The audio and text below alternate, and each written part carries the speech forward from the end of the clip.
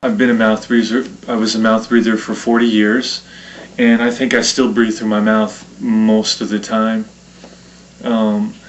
I've really been focusing the last 8 or 9 months to try to breathe in and out of my nose, but I still don't know if I'm doing it correctly. So, I found myself losing my temper or not being in control as I should of myself.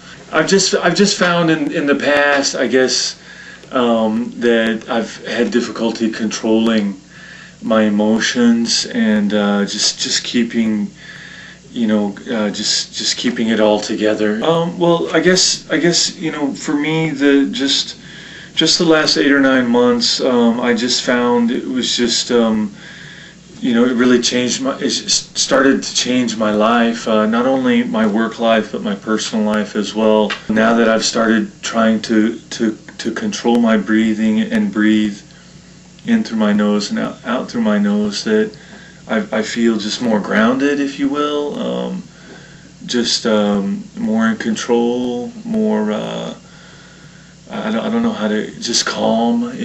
But for me, it's just changing my life. So that's why I wanted to come here and see you. I want to continue that on that road. That was the possibility of moving, into breath work or doing something where I could help other people who have similar situation as mine, born with asthma or mouth breather, or someone who really could benefit from just what I'm benefiting from now. I mean, that one of the great things about working in education is I get to help people. But for me, someone who was a mouth breather for 40 years and now is starting to see the benefits of breathing properly, I just feel like maybe at some point then I might want to continue on in that direction. I think part of this, observing you over 3 or 4 days, I think part of this is your own perception of how much you should absorb.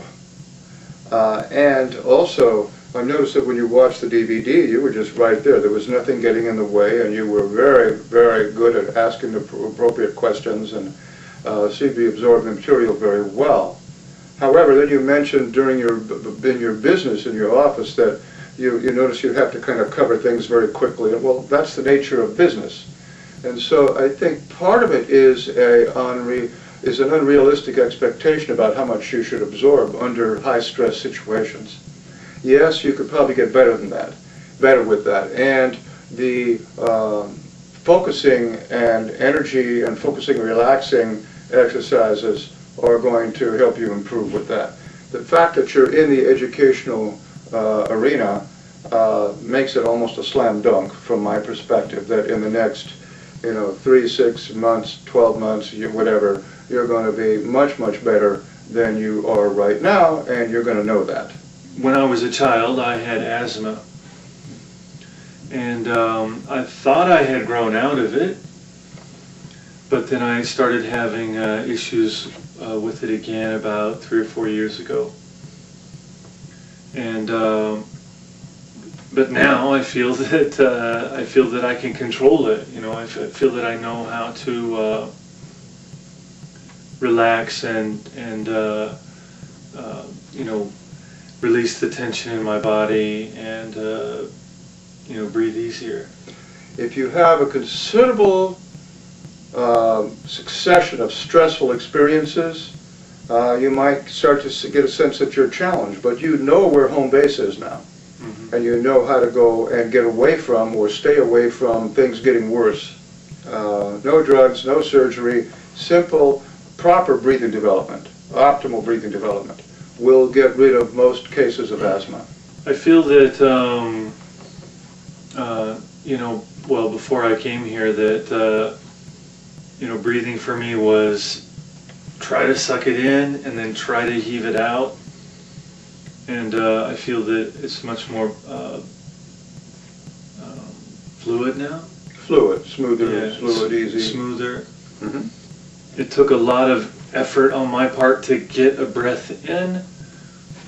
Now I realize that to take a proper breath in, you have to really focus on your exhale. And then another thing that I've really noticed is that I don't feel like I need to gasp. I don't know if it's a mind thing or what, but before I always felt like I was gasping to get the air. But now I feel that at the end of an exhale, I don't necessarily need to gasp because it's going to come more natural to me. Okay, well, there's hunger for air is an aspect of shortness of breath. And it's not mental, it's physical. You can go into a state of anxiety, okay, and create shortness of breath, but that shortness of breath, I feel like I'm much more in control, and because of that, there's no need to get excited and hence raise my voice or for it to change a pitch here or there. This was, I think in some ways a result of just me not knowing the way I should carry my tongue in my mouth. I always woke up with dry mouth before in the morning, but now knowing how I should sleep, how I should put the support behind my neck, behind my ribs here, and under my knees, with an open passage here, and then focusing on breathing properly, I'm not waking up with dry mouth. this took a lot of work, folks. He was with me near 20 hours. It's not easy, but it's very replicatable when you look at a body. They're supposed to be alike in terms of how they breathe, and so some people just need more attention in certain areas than others, depending. And so we just did my standard work with him, and you're getting a sense of what the results we got. Once you develop breathing well, you can get a sense of the contrast. But if you don't have the good breathing, then you can't sense whether there's any difference or not. Well, adapt the environment to your body instead of adapting your body to the environment. Oh, okay, I got it backwards there, yeah. Try to get that right.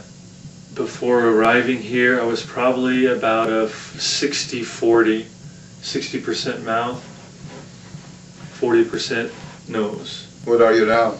I'd say now I'm probably about 95% nose and 5% mouth.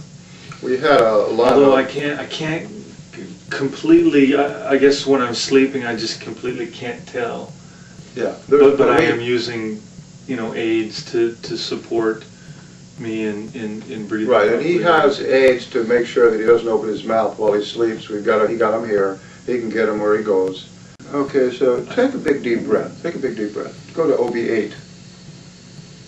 And let go. Good, okay, now you should have seen his neck muscles bulge out when he first came here. I swear.